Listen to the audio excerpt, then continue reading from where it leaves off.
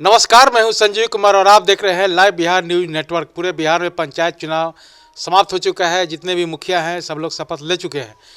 कई मुखिया जो है पदभार ले चुके हैं, कई मुखिया पदभार लेने वाले हैं। तो अभी हम आए हुए हैं पटना जिला, और पटना जिला में विक्रम प्रखंड का नाम है और बेनी क्या बोले बेनी बिघा पंचायत का नाम है, और यहाँ के मुखिया हैं बेबी देवी। हालांकि वो क्षेत्र में गए हुए हैं, चूँकि जीतने के बाद जो है क्षेत्र में भी रहना अनिवार्य है, तो क्षेत्र में गए हैं, लोगों से रूबरू हो रहे हैं। क्या कुछ समस्या है, उस समस्या का जो है समाधान कैसे हो, उस पर वो मंथन कर रही। लेकिन वो हमारे साथ हैं, उनके पति हैं, कार्यवाहक हैं, इनसे जानते हैं सुरेश कुमार संतोष कुमार, माफ़ कीजिएगा, संतोष कुमार। तो इनसे जानते हैं कि जनता ने इनको 5 साल के लिए मौका दिया है, तो इन 5 सालों में क्या कुछ विकास का योजना बना है। चूँकि खुद महिला है तो महिलाओं के लिए क्या कुछ सोचे हैं, उनके पति हैं युवा है तो युवाओं के लिए क्या कुछ सोचे हैं। इसके साथ साथ जो प्रधानमंत्री आवास योजना है, सिलेक्शन का क्या पैमाना होगा, जो लोग पंचायत से पलायन करते हैं तो उसको किस तरह से रोकने का काम करेंगे। इन तमाम सवालों के साथ साथ मैं इस पंचायत को जो वर्तमान मुखिया है बेबी देवी, इनके द्वारा क्या कुछ ऐतिहासिक कार्य किया जाएगा ताकि इनका नाम युगों युगों तक लोग याद करें, ऐसे तमाम सवालात हैं जो मैं इनसे पूछूंगा। पहले तो आपको 9 वर्ष का बहुत बहुत बधाई देते हैं, जो जनता ने आपको चुनकर समाज सेवा करने के लिए मौका दिया है, इसके लिए जी धन्यवाद सर जी। अच्छा, ये बताइए कि जनता ने आपको 5 साल के लिए मौका दिया है, इन 5 सालों में क्या कुछ आपने योजना बनाया है इस पंचायत के विकास के लिए? पहले तो मेरे यहाँ स्वास्थ्य के लिए बहुत ज़्यादा दिक्कत है, क्योंकि कोई स्वास्थ्य केंद्र है नहीं। इसके लिए मैं चर्चा पहले भी कर चुका हूँ, 1 साल पहले भी किया था, और आज तक मतलब जो भी मतलब दिक्कत होता है, एक ट्रामा सेंटर विक्रम में वो भी सुचारू रूप से चालू नहीं है, जिसके चलते मतलब यहाँ का जनता को करीब करीब समझ जाइए कि बिहटा या पटना, मतलब बिहटा जाने के लिए 15 किलोमीटर और पटना जाने के लिए करीब करीब 40-50 किलोमीटर का दूरी तय करना पड़ता है। इसलिए मैं सोचता हूँ कि कम से कम एक सरकार द्वारा मांग है कि एक स्वास्थ्य केंद्र अगर हो जाता तो बहुत ही अच्छा होता, और इसके लिए मैं हमेशा बात सरकार तक पहुंचाता हूं। अच्छा, ये बताइए कि आप जब वोट मांगने के लिए, चूँकि इससे पूर्व आपकी माँ ही मुखिया थी, तो मुखिया का जो पद है आपने बरकरार रखा। पिछले बार आपकी माँ थी, इस बार आपकी पत्नी है। तो पिछले बार जो कार्य किया गया वो तो लोगों ने सराहा, और यही कारण है कि आपकी पत्नी को दोबारा से कार्य करने का मौका दिया है। तो महिलाओं के लिए क्या कुछ सोचा है? इसके साथ साथ जब आप क्षेत्र में गए, लोगों से रूबरू हो रहे थे, तो कैसी कैसी समस्याएं आई और उस समस्या का कैसे निवारण करेंगे? पहले तो समस्या थी महिला लोग का आंगनबाड़ी, जो कि मेरे यहाँ पंचायत में 18 वार्ड है, और 18 वार्ड में से मैंने 17 वार्ड में आंगनबाड़ी मतलब सेलेक्ट कर चुका हूँ और बहाली हो चुका है। आशा का भी था तो आशा का भी काम दूर कर चुके हैं, वो भी 17 वार्ड में हो चुका है। एक वार्ड मेरे यहाँ आंगनबाड़ी और आशा का सीट खाली है, जो कि इस बार मैं उसको भी भर दूंगा।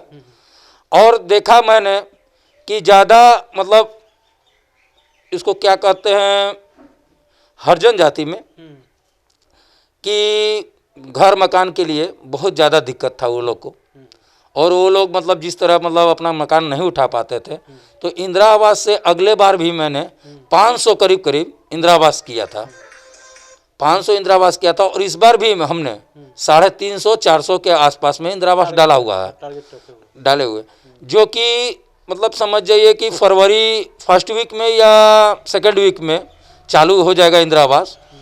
तो करीब करीब जिसमें से हरिजन सीट ही केवल हम 65 रखे हुए हैं, जो मेरे यहाँ टारगेट 90 का है, और उसमें से 65 में हम हरिजन को ही दे रहे हैं, और बाकी जनरल उसके बाद जो भी बचा हो जनरल को है जी।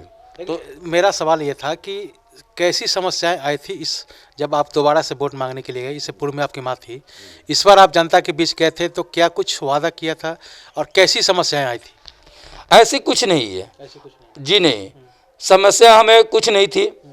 जनता हमें बहुत ज़्यादा प्यार दिया, तभी तो लाए फिर दोबारा से, ऐसा कुछ नहीं है। और जो वादा हम किए उसको पूरा भी किया और धरातल पर दिखाया भी।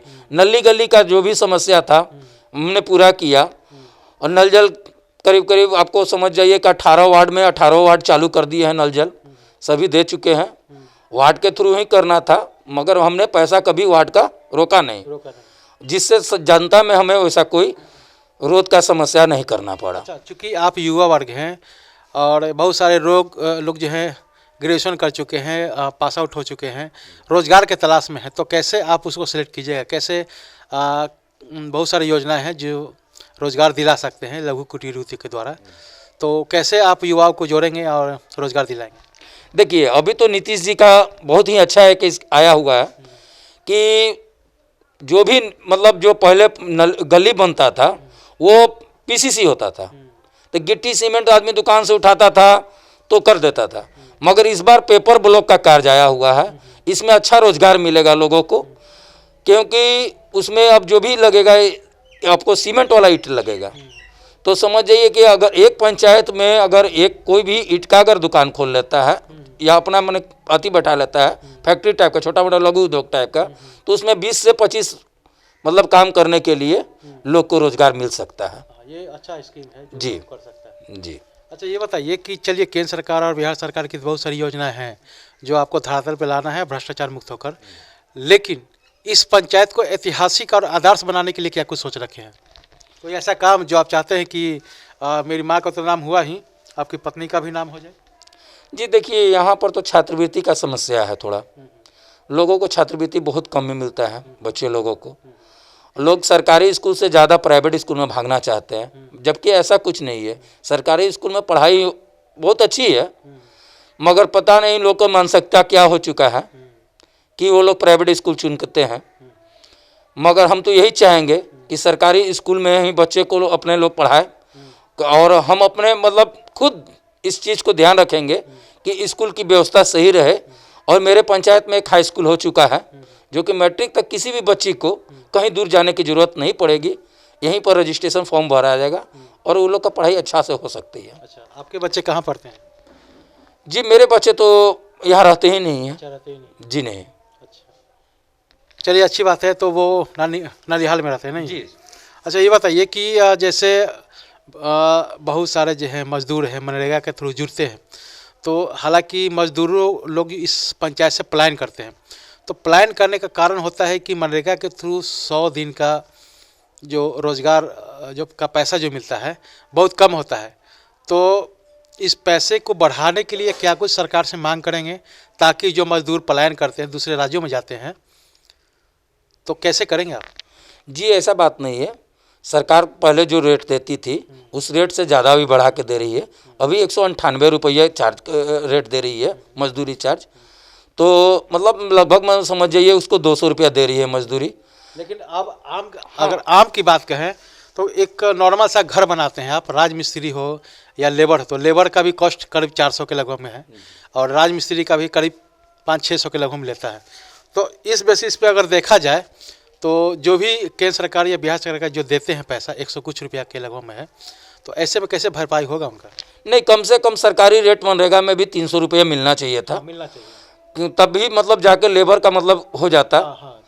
और रहा बात मनरेगा से, तो मनरेगा से मैं इस बार चाहूँगा कि जितना ज़्यादा से ज़्यादा काम करूँ कि लेबर को मतलब एक कहीं जाना ना पड़े, बाहर न पटना और न पटना से बाहर, मतलब समझिए कि जिला से बाहर ना जाना पड़े, उनकी मजदूरी मतलब उनका जो भी है रोजगार यहाँ पर मिल जा सके पंचायत में ही।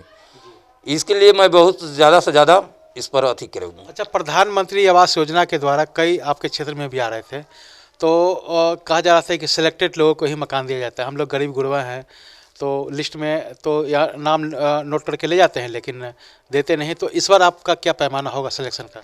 जी नहीं, मैंने पहले मैं 3 कैटेगरी उठाया हूँ। सबसे फर्स्ट मैं उठाया हूँ विधवा, जो कि ज़्यादा मतलब वो एक तरह से समझिए कि ज़्यादा गरीब होती है क्योंकि उसके आगे पीछे कोई नहीं है। दूसरा विकलांग, दूसरा कैटेगरी विकलांग है, और तीसरा इसके बाद गरीबी है। तो ये 3 कैटेगरी को पहले मैं देखूंगा, इसके बाद ही किसी को दूंगा।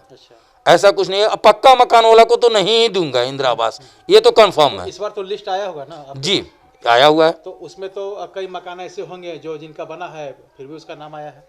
जी उनकी सूची में से मैं नाम लिस्ट से काट दे रहा हूँ। अच्छा, इस बार जो हाँ जिन्हें पहले मिल चुका है मैं उसे दोबारा नहीं दूंगा। अच्छा, मतलब दोबारा नहीं देंगे? जी नहीं। तो फिर नाम कैसे सिलेक्शन होगी?